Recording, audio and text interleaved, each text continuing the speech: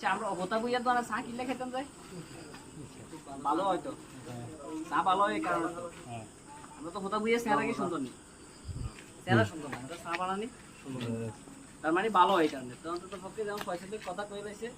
এই সংগঠন পরিচালনার ক্ষেত্রে যদি এখন আমরা যদি এই সংগঠনের ব্যানারে যদি কোনানে লাড়িয়া লই যায় কোনানে ইয়ে যায় তাহলে কি সংগঠনের বদনাম না বদনামের আগে তার আগে রামিমের বদনাম হয় ইয়ারাতে এর আগে কার বদনাম হয় রামিম কোন বাড়ি রামিম কোন বাড়ি কাজ ছেলে আই কাল্লাই যেমন আমরা একটা সংগঠন করি তো কিন্তু সংগঠনের ব্যানারে যদি আমরা কার লগে বেয়াদবি করি তাহলে প্রথমে আয় কোন আয়ও মুখে ঘুষ ও মুখে বলাই যে বেয়াদবি করে কথাটা এভাবে না তা আমাদেরকে আমরা একটা যখন সংগঠন শুরু করি আমাদের মেন্টালিটি আগে যেটাই থাকুক তার চেয়ে কয়েক গুণ আরো সংযোগ হয়ে যেতে হবে তো ওটা বুঝার দোকানে আমরা চা খেতাম যে ভালো চা হয় ভালোর কারণে চেহারা যেরকম হোক এখন এখানে আমাদের যার চেহারা যেরকমই হোক যার ফ্যামিলি অবস্থা যেরকম হোক সবাই যদি আমরা ভালো কাজ করি তাহলে আমাদেরকে সবাই ভালোবাসবে এটা হচ্ছে সবসময় মাথা রাখতে হবে আমরা আঙ্গ যে বড় ভাইলে বেয়াদবি করুম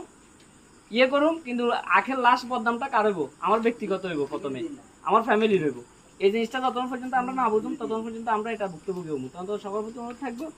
যে যাই করি একটা সংগঠন পরিচালনা করতে আগে নিজেরা সঠিক করতে হবে নিজেরা সঠিক না হলে সংগঠনের উদ্দেশ্য 1000 বড়টা 100 পয়েন্ট লিখলো কোনো লাভ হবে না এটা সবাই মাথায় রাখবেন সবাইকে অসংখ্য ধন্যবাদ বিশু